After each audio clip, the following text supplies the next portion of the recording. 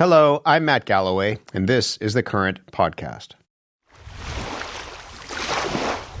Finally, some sunshine in Nova Scotia. It's been a wet, cold spring here so far, and a trying one for many people. Relationships with the United States is very, very important for us.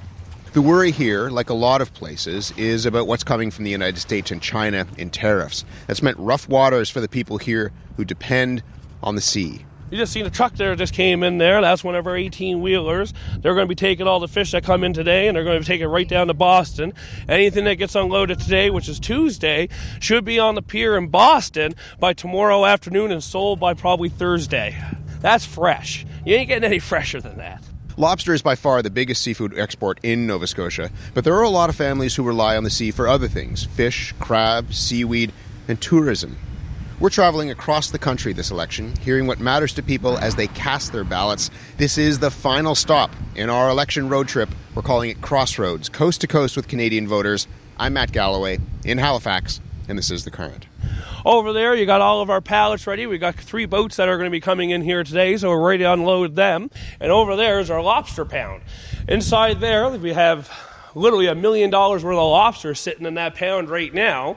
Come take a look. This wharf is in Sambro, 30 minutes outside of Halifax. Derek Hill fishes halibut, and this morning he's all smiles and a pair of sporty sunglasses. Hi, I'm Derek Hill, also known as Captain Deeds. I am a fisherman for Ivy Rose. I'm the captain of the Ivy Rose. I fish at a Sambro for halibut, tuna, and swordfish. This is not just a job to me, this is my lifestyle, and I love what I do. Like the wind, it seems that big grin of Derek's is a constant here, even when you're talking about his livelihood. You know what? When I first started fishing, when I first started coming around here, I pulled up in a Pontiac Sunfire 2-door 5-speed with a big rust hole on it that made it look like I took a cannonball from the Louisbourg Fortress. That's what I started out in. And I worked, and I had no captain's license at the time, and I got on this boat here, and I've worked literally changing garbages when I first started out. And then after another few years here, I got my captain's license. I started taking the Ivy Rose out, and now I got a brand new truck, and honestly, hard work in Canada pays off. Derek's just landed after 2 weeks out at sea. I have been on land for 17 days since January 6. Now, until a couple of weeks ago, Derek was an undecided voter, but today he's had a lot of time to think on the boat, and he says he is voting Conservative. He's not alone on this wharf or in his industry. I was very undecided. I hopped right on the Carney train. He was exciting. He was a new face on the Liberal Party. He, most importantly, wasn't Justin Trudeau, which as you see with the numbers, he is actually gathering really strong polls right now. I would say everybody here from that I have been talking to, because this is actually one of the first times we've been off in time to vote, I say we're all going to actually vote, at least a good 90% of us, because we really do not agree with how the Liberals have been treating our province. My boss, he has, me and him have been discussing politics since I started here. He's very politically inept, I would say, but he has not voted, he has not cast a vote in about 20 years. He hasn't felt the need to cast a vote in about 20 years, and this year he came to me and said, I'm actually concerned with how things are looking in the government. He said, I do not want the Liberals to get back in, he said, because of how everything is going with us. Now, we're still doing good work-wise, but we're not doing what we were 20 years ago. So he feels it's time for a change. So he came to me and said, you know what, me and you will go for supper, and I will drive you to a voting poll. For the first time in 20 years, I'll drive you as long as me and you can go vote Conservative together. And I told him, I'm still undecided, but I think that's the route I'm going to end up going. The Liberals are treating us like criminals. When a fishery officer comes on the boat now, he comes on assuming we're doing something illegal.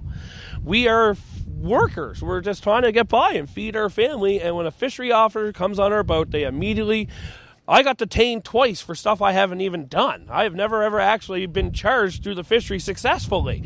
Anytime they come on, they're always assuming we're doing something illegal. Rather than trying to be our friend, I offer them a tea, a coffee. I have yet to have a fishery officer come on a boat and accept my tea or coffee because there's no trust there from them to me. And when it comes to the Conservative Party, when they come and they're more open. They're more open about our industry. They're trying to make it like they want us to move forward. They want us to progress. Now the Liberals, they're trying to get rid of things that don't look as nice and don't look as pretty. And I believe they give too much power to the DFO to try to punish us for stuff that we haven't even done or are even thinking of doing. I've been dealing with fisheries now for 15 years. I fished down in the United States. I used to fish at New Bedford, Massachusetts. I was part of a global operation for fishing through NAFO, and that was when I started out in 5 years. And DFO fishing officers were actually really nice to me back then. They would take the tea, they would take the coffee, they would sit down, they would hang out, and I didn't feel like I was being subjected as a criminal as soon as I walked on boats.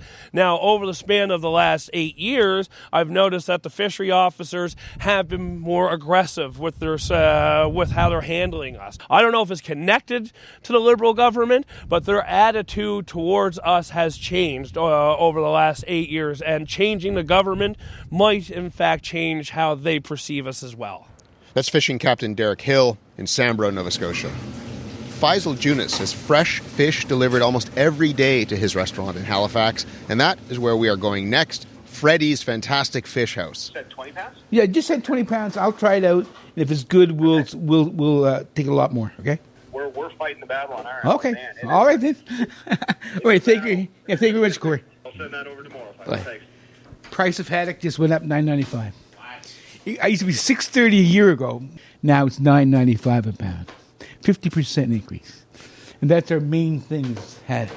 So something's going on with $10 a pound. There's a sign out front. It says, "Proud to be Canadians," in big red letters. Feed local, proud to be local. The secret to the restaurant, the 26 years in this restaurant business, and for Freddys and 6 for us, quality of the fish.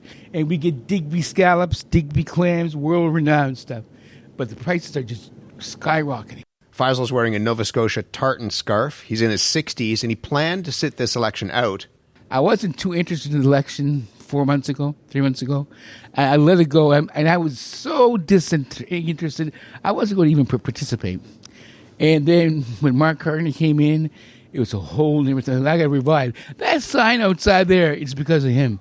It's because of him. You know, the proud to be Canadian. Well, for us, it was always proud to be Nova Scotian. Not to, and Canada's implied, but to put the second sentence, proud to be Canadian, is because I'm really uplifted. What is this moment? We've been talking to people about the tariffs and about how the relationship with the United States has changed. What has this meant for you? What is the fight, such as it is with the United States, meant for you? For the fight with the United States, I think there's, amongst the people that can actually win this election, I don't think the other person can do a good job at all.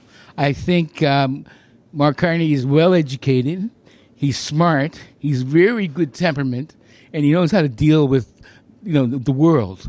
And I think he can put Canada on world-level status. That I noticed that the other side use a lot of slogans and sarcasm. That's not the way the world runs. The way that Mark Carney dealt with Trump, that's the class act. Say, until you acknowledge our sovereignty, I'm not going to talk. That's why I think that Pierre Poilievre is not the right person this time. What have you done in the restaurant, aside from putting up the sign? What have you done in the restaurant in your own little way to kind of make a stand for Canada?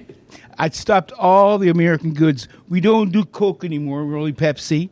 We don't do Crafts and Heinz and all that. Now, we use French's, but truthfully, the other brand tastes better. But, so much for taste and more for patriotism. That's all. It smells so good in here. Thank you very much. Stay down for lunch? I might have to. Faisal's restaurant is about to open for the day. I'm here, not just for fish, but to meet JP DeVoe. He's president of a leading Atlantic Canadian company in an industry you might never have considered big business. That industry is seaweed. Hi, how are you? Hi, JP DeVoe. Matt, how are you? Nice to meet you. There has been a lot of talk about how we need to depend less on the United States and start peddling our wares further away. JP has managed to do that. His dad started Aadian Sea Plants more than 40 years ago in JP's childhood bedroom. Sea plants means seaweed. That's absolutely right. Now JP is selling seaweed products to 80 countries around the world. We grab a little corner table by the window. How does somebody get in the business of harvesting and selling seaweed? Well, it's interesting. My father started this company back in 1981. I came home from university. I went in the house. My mother said to me, before you go downstairs, you don't have a bedroom here anymore. Your father started this company, but you're welcome to sleep on the couch. And that was the beginning of Aadian Sea Plants back in 1981. What do you do? Just describe. I mean, we say selling and harvesting seaweed, but what do you actually do? Well, if you take a look at where we are today, so we have employees in 22 countries around the world. We export our products to 80 different countries. We have operations here in Canada, in Ireland, and in Scotland, and we make a whole range of different products, all derived from marine plants. Dumb question, but where do you get the seaweed from? So, when you take a look at our raw material, it comes from really two sources. Okay, we either get it from the ocean, where we harvest it, with many harvesters will go and harvest that seaweed in the intertidal zone, or we have our own seaweed cultivation farm, so that's where we grow our own seaweed. You can grow your own seaweed? We grow our own seaweed. Okay. And what do you said it's turned into many different products. What are the products? People think of seaweed as that's it, but there's more things you can do with it, obviously. So the biggest product line that we have is a product that's used to help grow crops. It's a crop biostimulant, and that's the one that we export to 80 countries around the world, and it really takes the stress out of crops when they're being grown, whether they don't have enough water, or they're poor water quality, or it's too hot or too cold. Our products helps to alleviate that stress. And it alleviates the effects of climate change, which is really an important thing today. What would surprise you, do you think? Or what would surprise people who don't know anything about seaweed? What would surprise them about the work that you do? Well, I think the thing that's really surprising is just how scientific it is. We have over 50 researchers on staff, 15 PhDs. We publish papers over and over again to show the efficacy of these particular products, and we really created a whole business, an industry here in Canada that never existed before. Where are you largely selling your products? You mentioned a number of different countries. So our largest customer is now located in Brazil. Before, it was in the United States. And so we're actually quite pleased that we don't have as much of a dependence on the United States at this time. Pleased because of the elephant in the room? Well, when you take a look at that, back in 1981, we had about 90% of our business was in the United States, and so we were very vulnerable. Today, we only have about 20% of our business in the United States. You had a plant in Maine, is that right? We had operations in Maine up to 2 weeks ago. And you had to shut them down? And we shut them down. Tell me about that and why you felt you had to do that. Well, it was a really a sad event in the history of our company in here, but there was really three different things that were happening in here. One, the exchange rate. So we looked at the exchange rate. It's been pretty stable, around 70 cents here for the last little while. The second thing was the transportation cost. But the third aspect was the whole question of what's going to happen with the tariffs. And so we were coming into the beginning of the season, and we had to make a decision. Do we operate or do we not operate? And so economically, we analyzed it in so many different ways. And then we made that tough decision to shut down our operations in Maine. As we've been crossing the country, one of the things that we've heard from business owners is that the tariffs are one thing, but it's the uncertainty in some ways that's the real killer. That this thing changes day by day or hour by hour, depending, people believe, on the whims of one person. What does that uncertainty mean to you? So businesses love to plan. I think that's the most important thing you do is you put together a plan, and then you execute that plan, and then you deviate from the plan. And when you deviate from the plan, you put together another plan. So this is the whole aspect of being able to put together a proper plan, right, to be successful. But in order to put the plan together, you need a stable environment. And we've been blessed by being in Canada, United States, Western countries, that they've really been stable environments. Today, there's a different situation that's going on. So that stability that we used to have is no longer there. And it's making it very, very difficult for us to put together a plan. If you take a look the other day, the Bank of Canada, with their projections, they said, okay, we're not putting a forward projection out here. We're going to say, here's this scenario in case there's severe tariffs that are put in place. And here's another scenario if they're not. Which is really, they even struggle putting together a plan. So when you look at that kind of behavior, it makes it really, really difficult for industry to be able to go and figure out what it is they need to do. As a small business owner or a good-sized business owner, how do you understand what Trump is doing? How do you understand? He says that he's trying to protect American business. So he's trying to protect people like you on that side of the border. But it's creating all sorts of chaos around the world. How do you understand what he's up to? Well, there's no question that when you take a look at what President Trump is doing in there, he is doing what he thinks is in the best interest of the United States of America. And from that point of view, he's trying to influence a lot of different things that have been left alone for a long time in order to make what he perceives is going to be a better United States into the future in here. The challenge that you have for the rest of us is to figure out, if we're that dependent on the United States, what should we be doing in terms of our business model in there? And what should we be doing? I mean, you've been doing some of this and trying to diversify, right? So when you look at this, I mentioned that we do business in over 80 countries around the world, and so we've had to negotiate with with different cultures, different languages, different ethics, people with different ethics, and all these different things. You figured out a way to work with those particular clients in order to be successful into the future. So when you look at this, right, dealing with President Trump, it's the same type of situation. What's important to President Trump? And so it's the basis is to figure out what is important to him so that we can give him something that he can then go to the American public and be able to go and say, look at what I've been able to do. And that's the thing that's important. But you also have to try to figure out what those other markets are, right? How do you go about doing that? How do you go as a business owner and say, listen, we need to look, this is the conversation right now, that Canada has relied too much perhaps on the United States, taken the United States for granted and assumed that relationship was going to be solid forever. It's in question now. And so how do you go about spreading your wings? Well, the challenge that people have is that you cannot do that overnight. It takes time to do it. And so you need to go and figure out, well, where are the markets that you want to be able to go? You have to put together the homework necessary in order to do that and to get there. And you got to put the sustained effort. And there's nothing like the sustained effort that's necessary in order to get that business in the long run.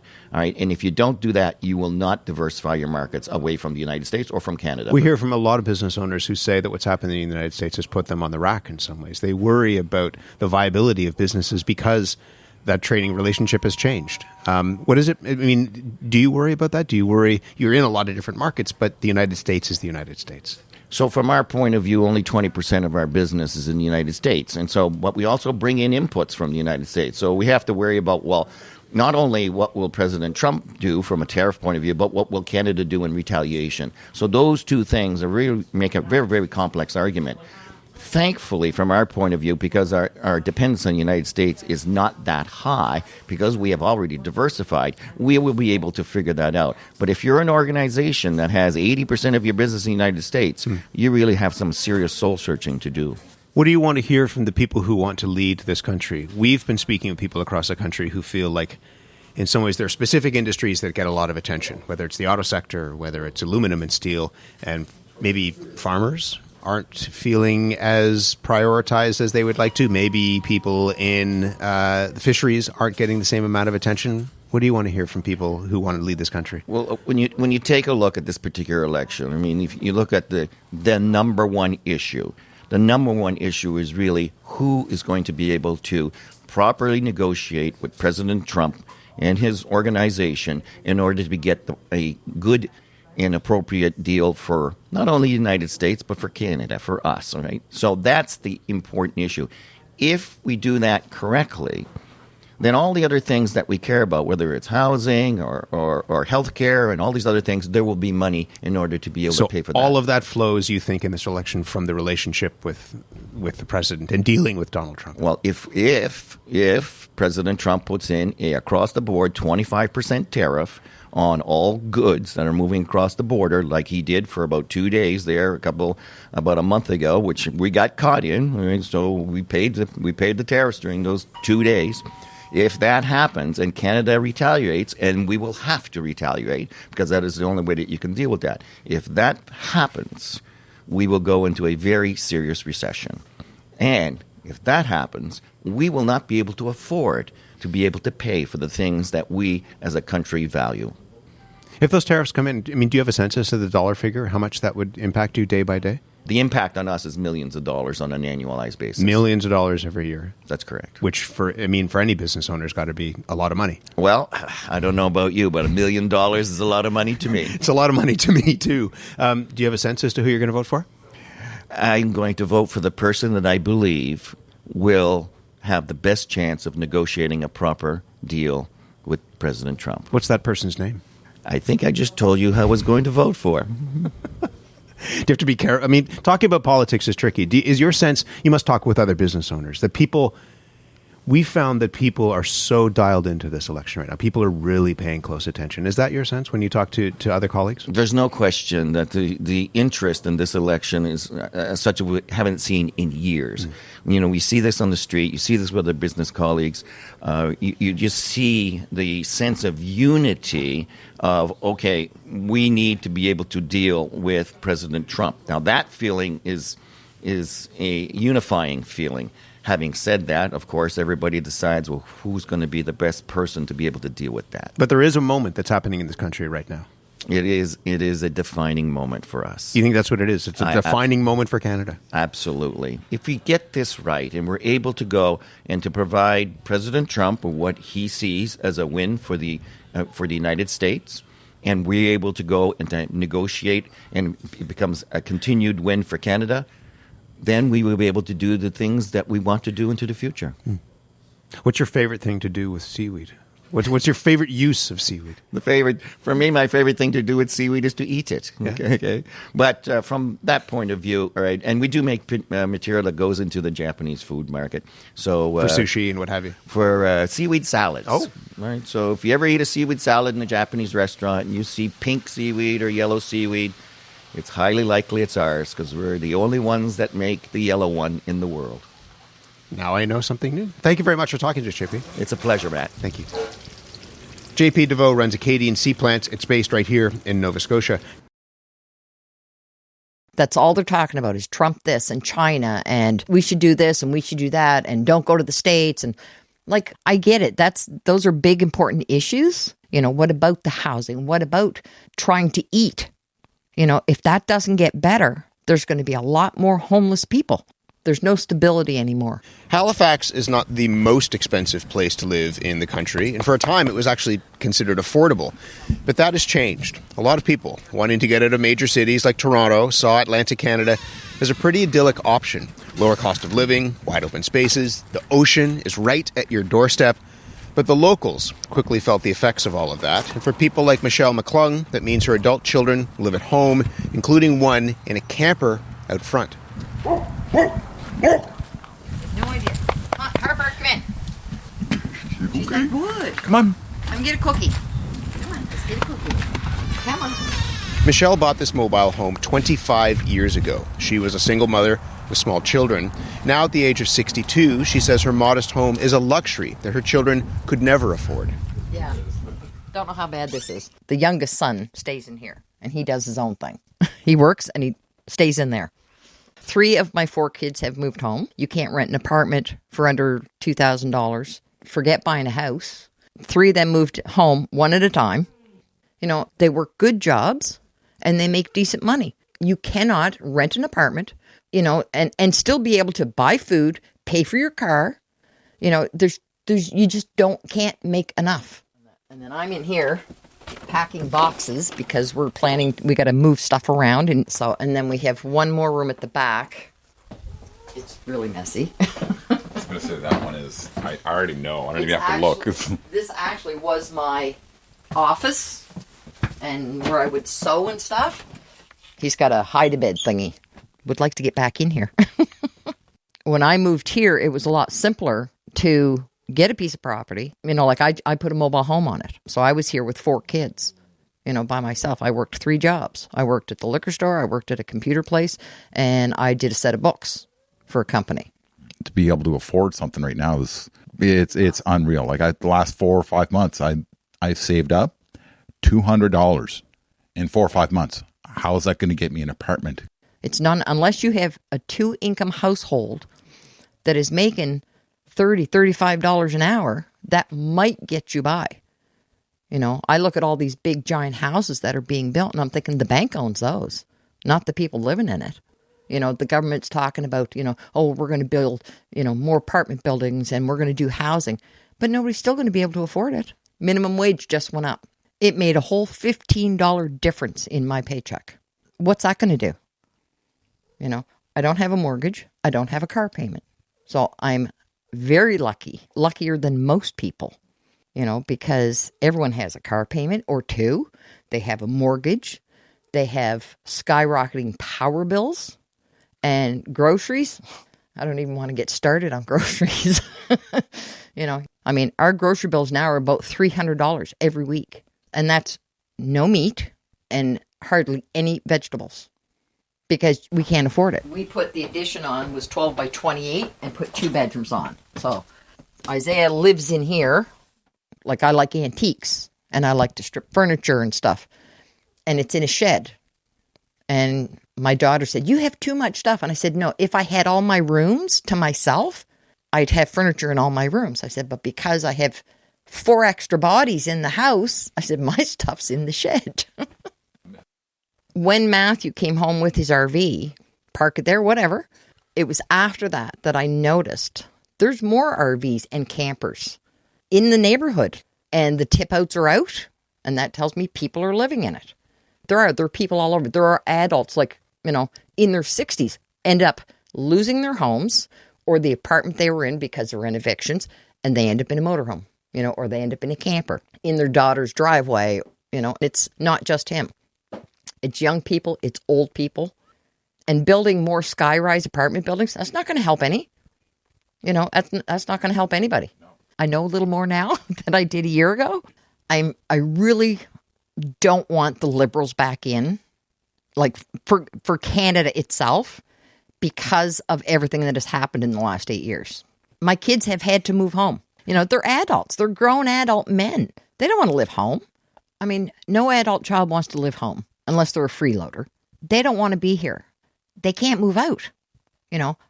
I really don't want all my kids living home. I'd like to have a life. Those were Michelle McClung and her son Matthew, just outside of Halifax.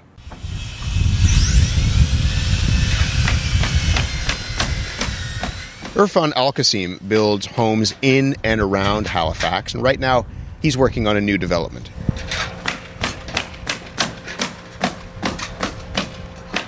So we've got a lot of construction going on. Currently about 50 homes under construction, all at different stages, and over 100 guys that'll be working on our sites at any point in time. This is a very fast-growing community, and we're happy that we're able to build homes for Canadians. Workers are framing these houses. 70% of them are sold, most to first-time home buyers, able to afford these homes thanks in part to the income they will make on the basement apartments.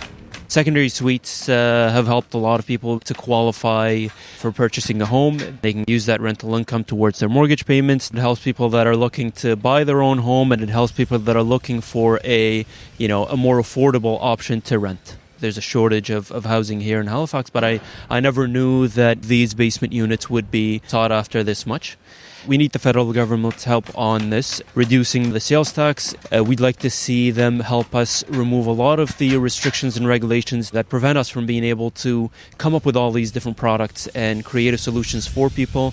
We could turn every one of these semi-detached homes into single-family homes with secondary suite just by doing a zoning change that does not increase the density, it doesn't change anything, it just allows single-family homes instead of semi-detached suites, using the same amount of lot frontage. In this election, I will be voting for the Liberals, and I am hoping to see a lot of positive change come from the new government taking place.